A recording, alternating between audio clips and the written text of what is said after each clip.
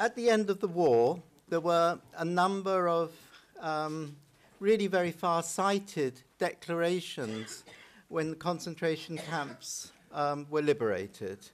And the declaration of the doctors in Auschwitz in March 1945, they looked in the direction of some form of trials and some form of regulatory code. But for Dachau, we have another direction when they began to document the Nazi medical experiments and atrocities in the camp. And there, they wanted death from the experiments to be properly established so that widows and orphans can be put in the rights of legal heirs, and that every case of total or partial invalidity can be treated in the proper way. So they are looking towards some form of both compensation, but even more important than compensation, you need therapy. What's the necessary therapy? And that therapy was never provided. I think one can say it was never provided on the scale that it should have been provided. So looking at the history of the efforts to provide compensation for the victims of Nazi medical experiments and for other medical atrocities, that's one element that was overlooked. I think wider questions, though, and I hope that these wider questions are ones which concern us more broadly, in that how were the survivors' health and their damage, how can we assess this historically? And I find a very insightful great insights from the work of Hans Keilson, who will be known to many of you as a physician, a psychoanalyst, and a writer, who's used the concept of sequential trauma, the different stages of stress, trauma, illness, starvation, and incarceration in the life, over the life course of the victims of Nazi medical atrocities.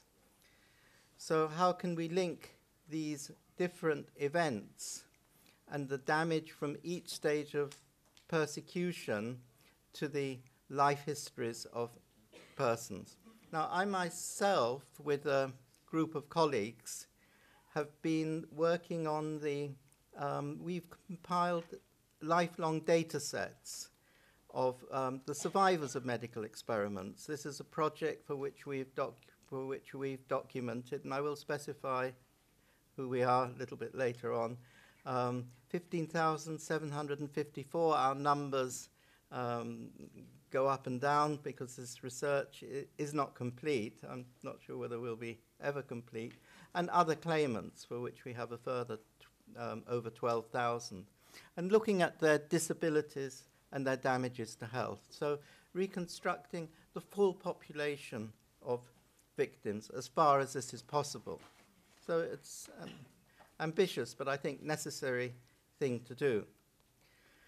And we use a great many different records. We have a lot of effort in getting access to the records in the various archives.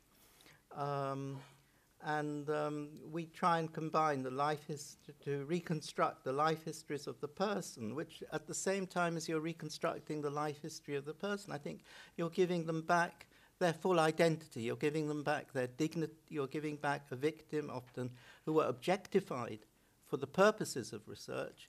You're giving them back some identity, a humane identity. So with that, I think not only you reconstruct the life course of the victims, part of dignity is giving victims their names. And in this lecture, I'll be working with, I will be showing you records with names. We had yesterday a lecture about euthanasia, and it's still the case in Germany that it is very difficult to name the victims of euthanasia, as the lecturer himself rightly stated. So I do think that this is something both for purposes of commemoration, but also in order to reconstruct all these different stages over a life, you need simple thing, a first name and the second name, however these vary over time. And then, with the if one's looking at the compensation applications, you're then involved in how that person endured quite stringent bureaucratic procedures. And there is an argument there over whether the incapacity of the person is due to the experiment, to the concentration camp in more general, or to the person's susceptibility. If we're looking at compensation, and this is this demand in German, Wiedergutmachung, it's rather optimistic, how you can make good again. I think one group that's very interesting to look at are the sterilization victims, because one thing that was overlooked at the end of the war, certain victims called for reversal of the operation, which would in some cases have been possible, but that was never provided, that was never offered. It was as if the sterilizations were tacitly justified in this situation by the German medical profession. So here we have a case of what was not achieved was the provision of medical care on the basis of need. And there is a wider issue in that many victims had paid their social insurance contributions. So the millions killed represent an enormous saving to the German and to the Austrian sickness insurance and pension systems. And one wonders why the insurances and both the medical insurances and also physicians themselves in Germany and Austria didn't offer more readily care for victims. And victims often mention the high costs of the medicines and the operations for which they themselves are having to pay. So refertilization, we find this demand for tubal ligation reversal, for hormone treatment. There are some cases of documents in the US zone of occupation, in the British zone. It could even have been that the cost of surgery could have been carried out by the state. But it's something that was not undergone on any scale, or was not provided on any scale whatsoever.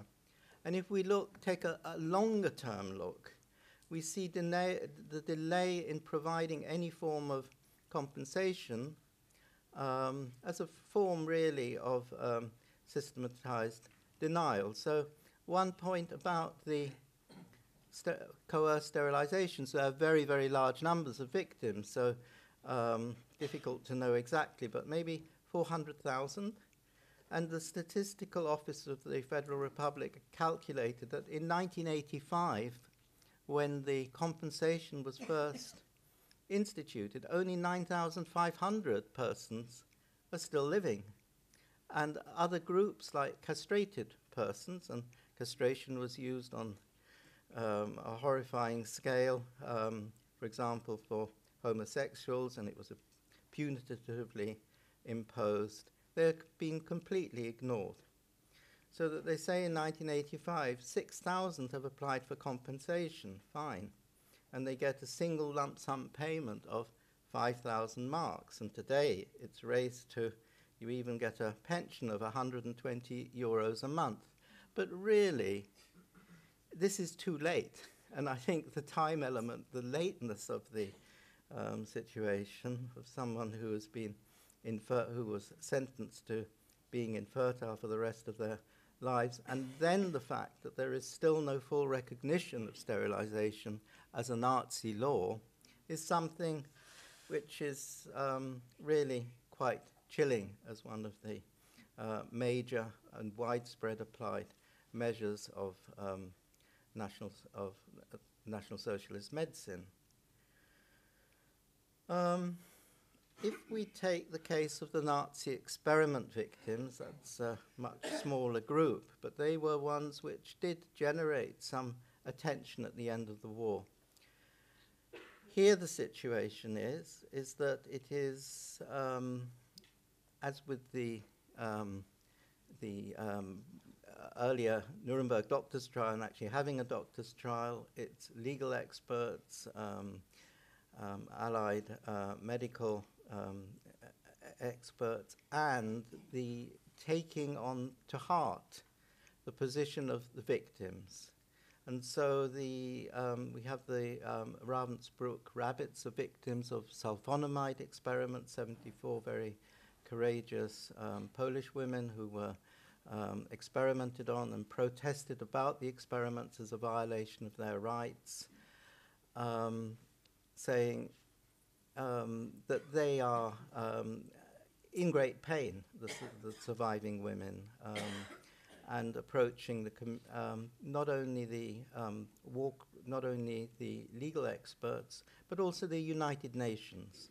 So the UN Human Rights Division in 1950 passes a resolution on the plight of victims of what they called the so-called scientific experiments. And we see, going through the United Nations, a number of reports on the crimes perpetrated by the German medical profession, and this becomes the basis for representation, for compensation, and a number of the key Jewish restitution organizations pick up these demands, and pressure begins to be exercised from the outside, onto the German government. But one thing about these, the lobby of this, for compensation, was that they grossly underestimated the situation regarding survivors. So they say possibly less than 100 or only a couple of hundred. So there is an assumption that the majority of experiments were fatal experiments. And however, the more the UN engages with the issue, the more estimates rise. So we can see a higher number of claimants, 468 claimants in 1953, and by 1958 they're talking about 1,500 claimants. So that when the German government agrees to some form of limited compensation, it's assuming it's really a tiny group. There'll really only be 150 survivors or so to compensate. Christian Pross, a physician concerned with victims of torture today, he wrote a pioneering study of the German compensation law in Germany, the Bundesentschädigungsgesetz, and how its diagnostic categories were relics of the Nazi era, how the German psychiatrists involved in the law were often using Nazi categories regarding issues like hereditary schizophrenia and the post-war and the traumatic after effects.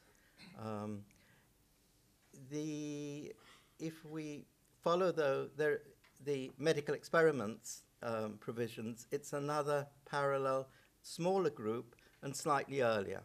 But certainly we can go from this lobbying from the United Nations Commission on the Status of Women to the pressure being exercised on the German government.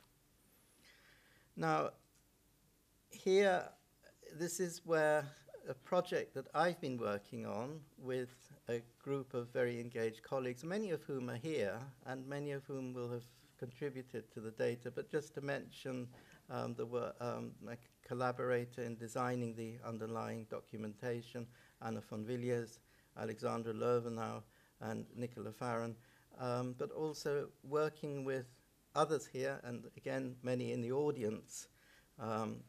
We've put together a documented database to reconstruct the life histories of the thousands of victims of Nazi medical experiments. And just to present in very raw form the the number of victims who survive.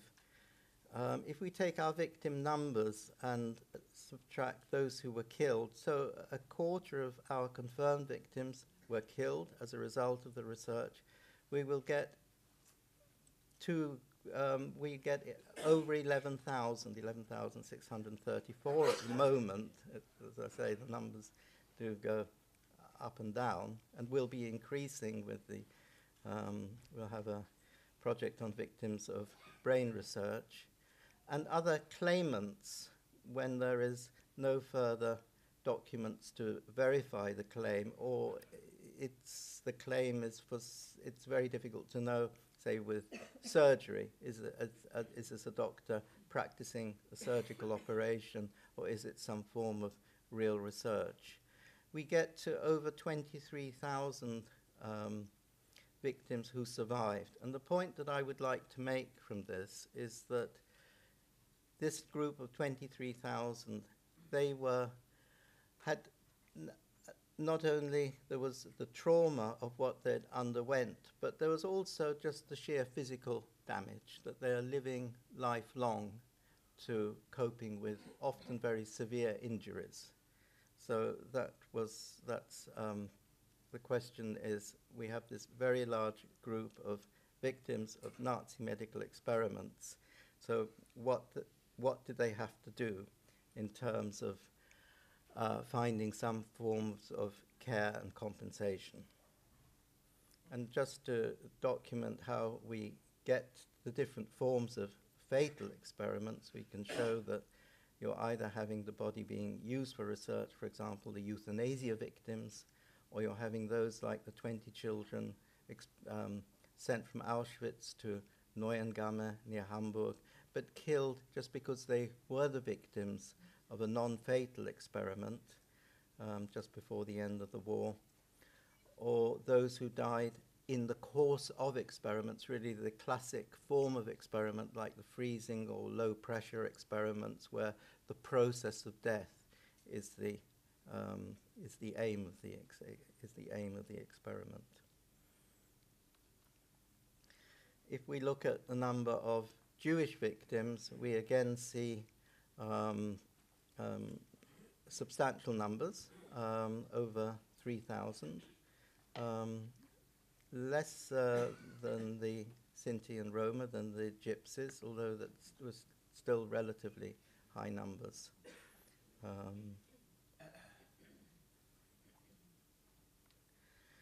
And if we look at the locations of coerced medical research on Jewish victims, 1,934 victims at least in Auschwitz in terms of coerced medical research with major experiments, but also a spectrum of what they underwent. For example, the Vienna Prater Stadium, which has been reconstructed by Margit Berner. The research is non-fatal, but as Margit has shown, most of the victims of the research were subsequently killed and didn't survive. So undergoing research was life-threatening. Oops, am I going? Right. So Chancellor Adenauer in 1951 caves into this international pressure and says it's a moral duty incumbent on the Federal Republic in special cases of need to afford practical assistance to the survivors of medical experiments. And that the victims of the experiments on human beings who are not eligible for reparation on other grounds shall not be denied assistance if their health has been permanently impaired through gross disregard of their human rights. So this was felt to be a wonderful victory, really, by the lobbying groups at the United Nations. And we see that, okay, a relatively large number did apply, but this number of 4,000, nearly 4,000, is in fact a fraction of the overall number. So as with sterilization, the compensation only reaches out to a smaller proportion of those who underwent the injury in question. 3,960, and of those in any case, 1,300 are rejected. But even if you received compensation, and this is what I'll be looking at now, one's problems didn't stop. So finding the victims, and this was, again, the UN reached out to national organizations, the Dutch Red Cross, or to the, here in Israel. This is one list from the early 50s. Not very many. Of course, it's 31 are on this list of sterilizations through operations or X-ray treatment, experiments for artificial infection, the experiments on twins. It's a low list. Of course, numbers would rise. I mean, this is just at the beginning of the procedure, but numbers were low. So that the question then arises, how much should the German government award and how this would be administered?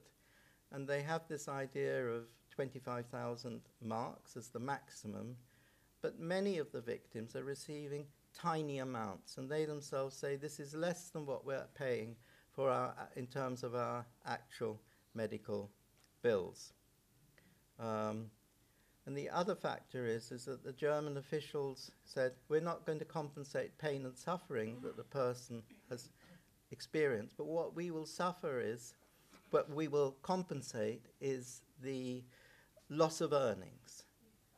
So it becomes reduced to the fact as if an experiment had been an industrial accident. And one can see where the administrators are coming from. Yeah, so and you then get to issues like the percentage disability that the person will have experienced, but that screens out all that the victim will have gone through.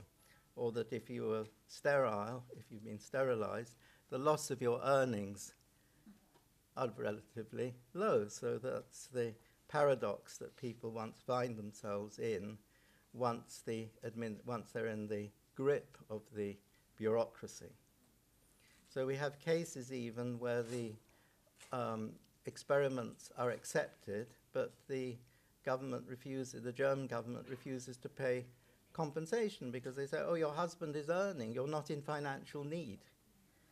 And the pain that you are experienced at the time and are still experiencing becomes irrelevant. And I'll now, in the rest of the time available to me, look at a number of survivor groups and the compensation that they experienced. The groups part, those who were victims of Karl Klauberg in Block 10 in Auschwitz, the chemical injections, the X-ray victims of Horst Schumann, also in Auschwitz, and the Mengele twins, finally. So just 3 groups of a much, much larger number of claimants. And certainly the German government, and one of the issues that I'll show is that how the German government felt that the amounts say that when the Eastern European countries began saying, no, we're not going to use a German embassy doctor, we're going to go to the Red Cross in Geneva, they felt that the awards were far too high that were being made. The other issue is how they talk about the evidence. And so one issue with these chemical injections that were used is that Klauberg makes an exaggerated claim to Himmler, oh, I've perfected my method, whereas in fact he hadn't. He was constantly, right to the end, changing the constitution. There was an employee of Sharing, the pharmaceutical company in Auschwitz, who was constantly testing with different mixtures.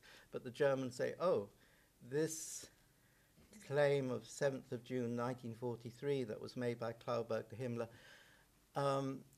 it means that after that we're not going to compensate. So that becomes a significant issue in the the way the Germans clutch at straws and use this to deny compensation. Major issue for some Hungarian victims later on. And of course, it is very often the case that the scientists exaggerate what they are doing. They exaggerate and they distort. We see this in Dachau, for example. So this is a compensation application made through the United Nations. What happens is that the UN Human Rights Division collected the dossiers, sent them to the UN Secretary General, and at that level they're handed to the German observer at the United Nations, because West Germany is not yet a fully fledged member of the UN, and these are then taken to Bonn, and they then go to the German Ministry of Finance, the Bundesfinanzministerium. And here we see how she is sterile, she suffers from pain, she suffers from fainting fits, and is highly nervous, and is not able to work regularly and earn a living. So she receives one of the early sterilization awards, and she receives a single payment of 2,000 marks in 1952.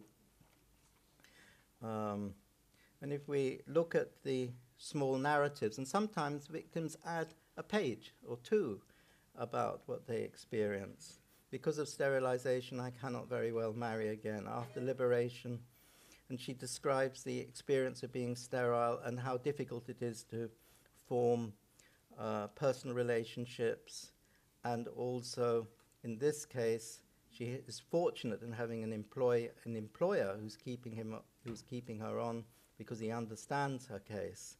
But it is nonetheless, she finds it's difficult to obtain the barest necessities to live.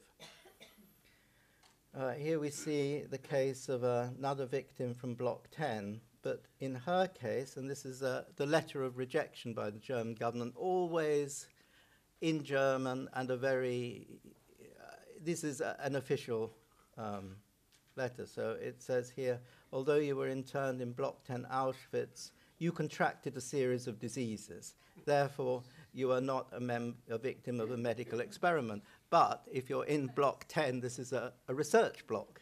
So by definition, you are being held as a human guinea pig. But that is just not acknowledged. Here we see another German finance ministry rejection of a French Jewish victim who was born in Algiers in 1908.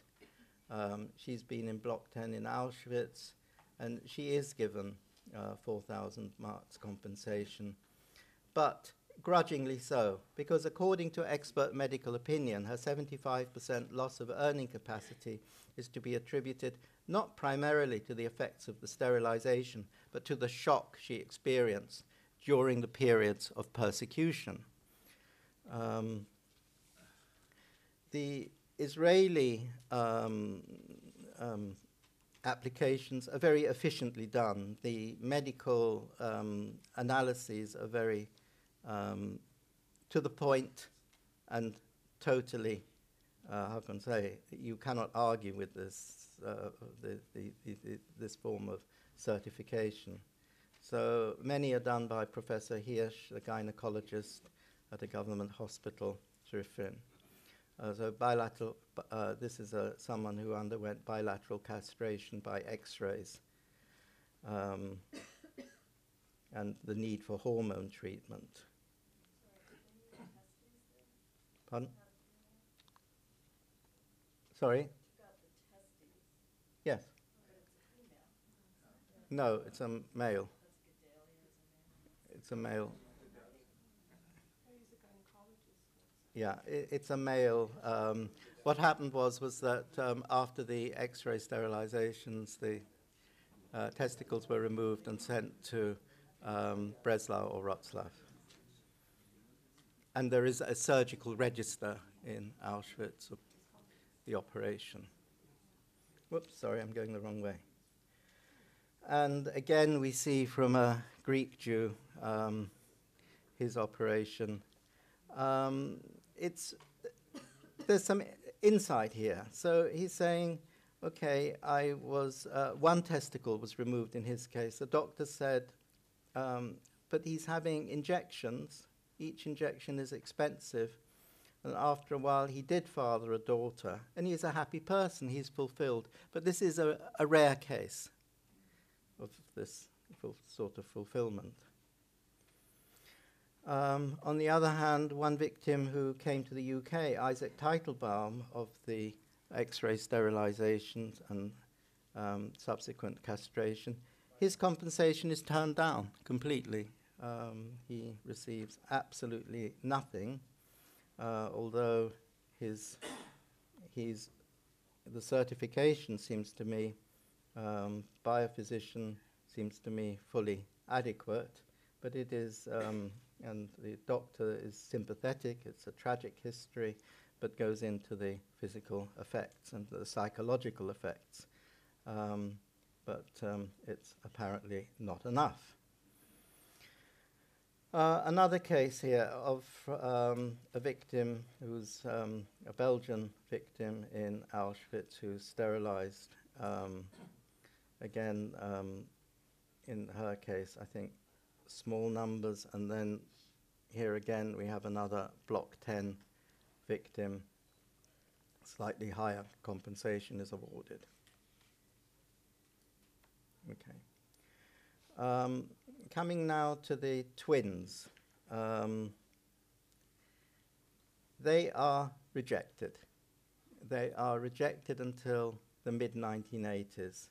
And the argument which is consistently made by the German Federal Ministry of Finance is that, firstly, the Mengele and the twins are not mentioned in the digest on the medical on the Nuremberg doctors' trial by Alexander Mitscherlich.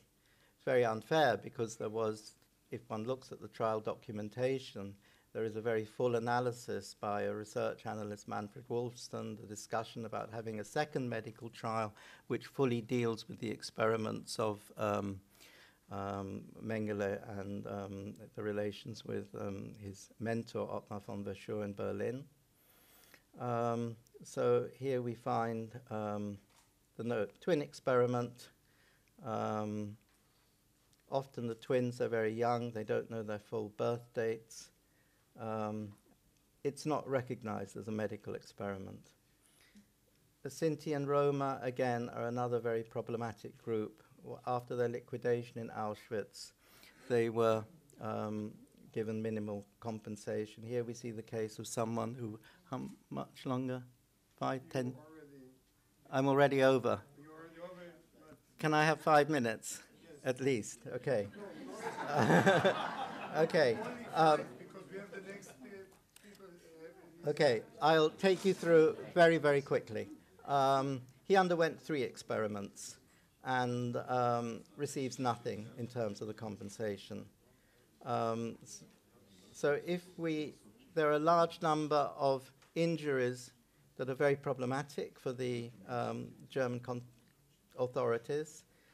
And if we go in the case of an individual, okay, he receives Jakob Skernick, a very heavy case of sterilization. And then the Mengele twins, they're not mentioned in Himmler's Mengele is not mentioned in the correspondence of Himmler. And they're very young, and they're refused.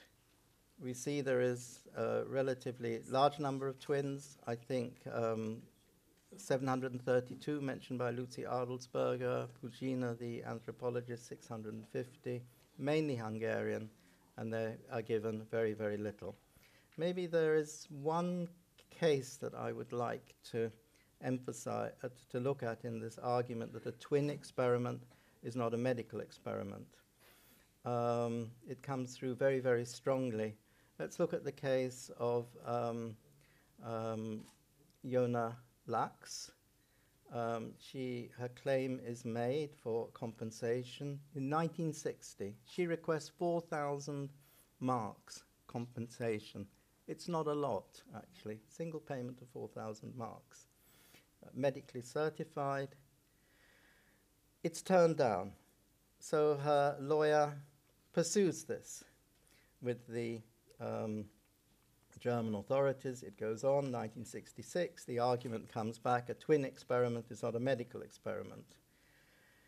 In the end, after going through the courts and to the German parliament, they engage with this issue. So it's in the public domain, and I think that's important to say. It ends in the situation that she's not qualified for the medical experiments compensation, the federal compensation law, or for the law because she was under 1 year in a concentration camp for the payment for imprisonment. So she fails. And indeed, she is required to pay costs of 3,000 marks. So it becomes a public issue.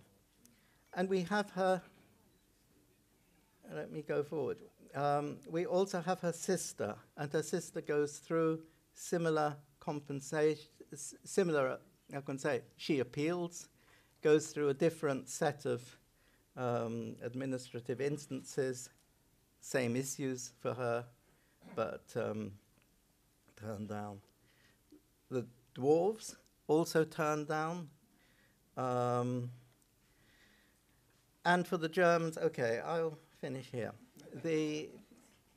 For the German officials, they say, this is an enormous injustice because you are giving far too high awards to the Red Cross. 35,000 marks, look, you get if you're a Hungarian twin, as opposed to being a twin living in the West or an Israeli twin, where you're getting a couple of thousand marks or nothing. So this, from the German point of view, such awards of 35,000 marks represent an immense administrative injustice. There, I'll finish.